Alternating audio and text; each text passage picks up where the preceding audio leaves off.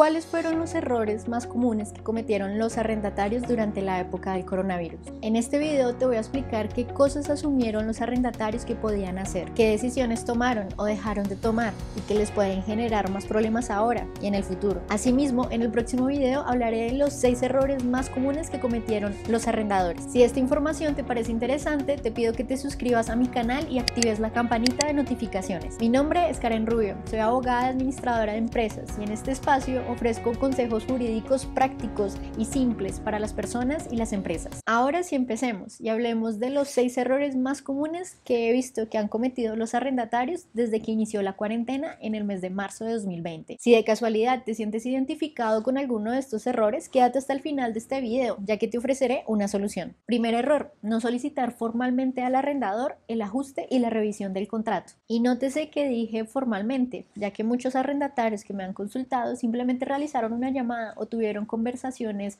personales con sus arrendadores, pero nunca dejaron por escrito una prueba de la necesidad del ajuste y por supuesto la solicitud de ajustar o suspender el contrato de arrendamiento. A nivel legal, los contratos se rigen por 2 principios fundamentales. Primero, el equilibrio contractual y segundo, la solidaridad entre las partes. El Código de Comercio y la Corte Suprema de Justicia ha defendido estos principios en diversas ocasiones y por tal razón la situación de pandemia que generó un desequilibrio generalizado en la mayoría de los contratos de arrendamiento era una oportunidad muy importante para hacer valer estos 2 principios, equilibrio contractual y solidaridad entre los contratantes. Así que la necesidad de revisar los contratos y ajustarlo a la nueva realidad de la cuarentena no era un tema meramente de ser una buena persona o un buen contratante, sino era un tema totalmente legal por estos 2 principios que acabo de mencionar. Así que si el contrato se había desequilibrado, como efectivamente sucedió a raíz de la pandemia, era necesario que el arrendatario solicitara la revisión y el ajuste del contrato de forma formal y utilizando los principios del Código de Comercio. Segundo error: muchos arrendatarios asumieron que el pago de los cánones de arrendamiento se suspendía automáticamente e intentaron valerse de argumentos relacionados con la fuerza mayor para dejar de pagar sus obligaciones. A nivel legal, las obligaciones que son de género no se pueden ver afectadas por la fuerza mayor y pagar una suma de dinero es una obligación de género, así que no podría aplicarse esta teoría de fuerza mayor automáticamente, más aún cuando la fuerza mayor necesita ser declarada por un juez. Existían otros argumentos y otras teorías que sí podían aplicarse, pero que desafortunadamente los arrendatarios no tomaron en cuenta. Desde el mes de mayo, la Superintendencia Financiera había informado esta situación. Adicionalmente, cuando el Gobierno Nacional expidió el decreto 579 el 15 de abril de 2020, el gobierno lo que dijo fue que de no llegarse a un acuerdo entre arrendador y arrendatario, el arrendatario debía pagar la totalidad de los cánones de arrendamiento. En ningún momento el gobierno dio la autorización de no pagar los cánones. La única excepción a esta regla que dispuso el gobierno nacional fue la que estipuló en el decreto 482, en la que dijo que se suspendían transitoriamente el pago de los cánones de arrendamiento de locales comerciales ubicados en aeropuertos. Así que para todos los demás locales comerciales y por supuesto para los contratos de arrendamiento de vivienda,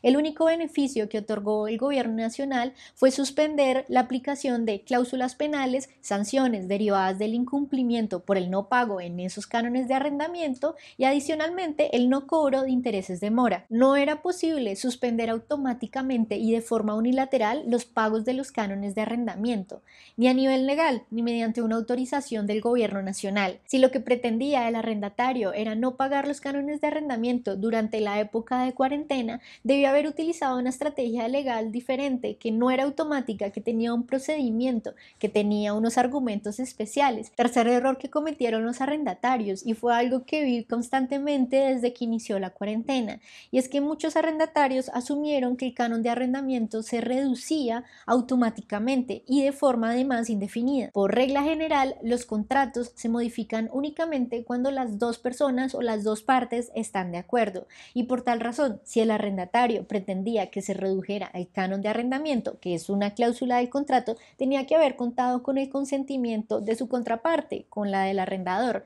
De otra forma, esta disminución no tendría validez. Muchos arrendatarios empezaron a pagar de forma reducida el canon de arrendamiento, disminuyeron a su elección, al 70%, al 60%, al 40%, al 30% o menos y consignaban estos valores a las cuentas de los arrendadores, sin contar con un documento legal o con una carta o con un correo en el que el arrendador estuviera de acuerdo con esta reducción que, reitero, modificaba el contrato de arrendamiento. Al pagar un valor inferior al canon establecido en el contrato de arrendamiento, que como ya expliqué no se modifica si no están las dos partes de acuerdo, lo que hicieron los arrendatarios fue incurrir en un incumplimiento del contrato y a muchos de ellos les aplicaron una póliza por incumplimiento. Así que después se encontraron con correos y con llamadas de la aseguradora o de firmas de cobranza cobrándole los valores pendientes de esos cánones de arrendamiento, y ellos seguían pensando que habían cumplido con sus obligaciones al pagar ese porcentaje reducido.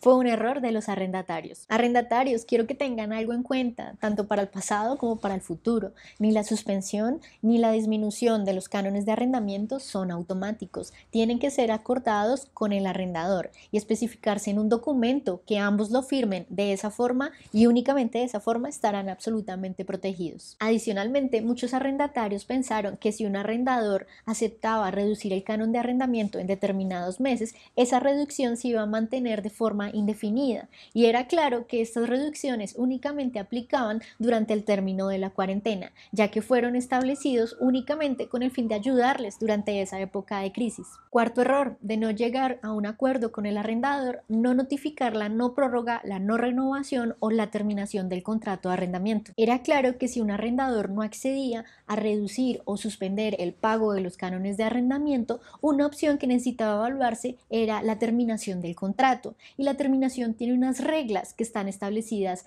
en el mismo contrato. Esas reglas decían con qué anticipación el arrendatario debería notificar al arrendador la no prórroga o la terminación del contrato. Ese preaviso es por lo general de 1 a 6 meses, dependiendo de si es contrato de arrendamiento de local comercial o contrato de vivienda. Muchos arrendatarios, desafortunadamente, y fue un error bastante grave, dejaron pasar los términos para notificar la terminación o la no prórroga del contrato de arrendamiento, y ya cuando quisieron hacerlo se dieron cuenta que el arrendador no iba a permitir esta terminación sin el pago de una cláusula penal de 2, 3 o más meses de arrendamiento. Muchos arrendatarios hubieran podido terminar los contratos de arrendamiento sin el pago de estas cláusulas si hubieran avisado en tiempo, con por lo menos 3 meses, dependiendo de cada uno de los contratos. Sin embargo, dejaron pasar esta oportunidad y esto representó muchos más problemas para ellos. En mi opinión, hubiese sido estratégico pasar la carta de terminación, así uno no estuviera tan seguro de si quería irse o no de esa vivienda o de ese local, simplemente por tener la posibilidad de tomar esa decisión en el futuro. De esta forma se hubiesen evitado muchas prórrogas automáticas de los contratos. Quinto error: desocupar el local comercial o la vivienda y no entregarla formalmente. En mi experiencia, muchos arrendatarios, tanto de local comercial como de vivienda, pensaron que desocupando ese inmueble se iban a cortar las obligaciones derivadas del contrato de arrendamiento y que por tal razón, desde la desocupación no iban a tener que pagar más cánones de arrendamiento, lo cual fue un error. Y era un error mucho más grande si el contrato tenía una póliza de arrendamiento. ¿Por qué? Porque lo que iba a pasar es que el arrendatario iba a desocupar ese local o esa vivienda, pero al mismo tiempo el arrendador iba a advertir del siniestro, el no pago de los cánones de arrendamientos, a la aseguradora, y la aseguradora, sin consultar si el arrendatario se encontraba todavía ocupando ese inmueble, iba a empezar a desembolsar los cánones de arrendamiento al arrendador, independientemente de si el arrendatario estaba utilizando ese local o esa vivienda. Así que abandonar el inmueble no era una solución de fondo y de hecho pudo traer muchas más complicaciones a los arrendatarios. Enviar las llaves del inmueble por correo certificado o tratar de dejarlas en la estación de policía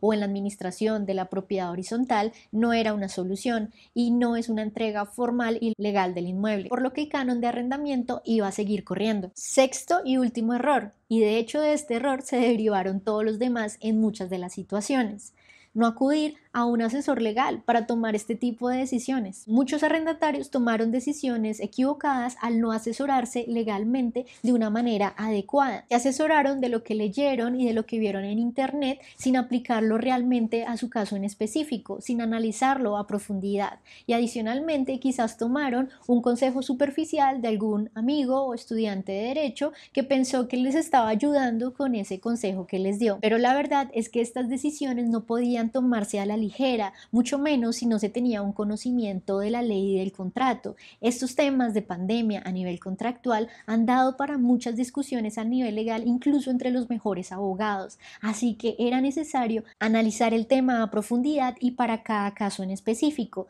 ya que todos los contratos de arrendamiento son diferentes, tienen cláusulas diferentes y no puede aplicarse una solución para todos ellos. Se piensa que acudir a un abogado puede ser algo costoso, sin embargo puede ser más costoso tomar decisiones que sean erróneas a nivel legal y que te puedan llevar a una disputa jurídica que te vaya a hacer perder más de lo que hubieses invertido pagando un buen abogado. Así que ya para terminar y para darle una solución a los arrendatarios que quizás se han visto identificados con este video es la siguiente: acudan a un abogado que sea especialista en estos temas y que él pueda analizar con el mayor tiempo y la mayor diligencia cada uno de sus documentos, de las comunicaciones que han intercambiado con el arrendador, de su contrato, de la situación económica que los rodea a su negocio y a las personas como tal. Quiero terminar mi año laboral ayudando a los arrendatarios que quizás tomaron malas decisiones desde el mes de marzo y por esa razón estoy ofreciendo un descuento del 50% a las personas que quieran tomar una asesoría personalizada conmigo.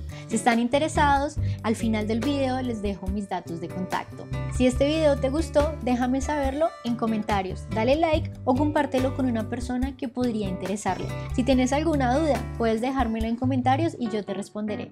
Muchas gracias y nos vemos la próxima.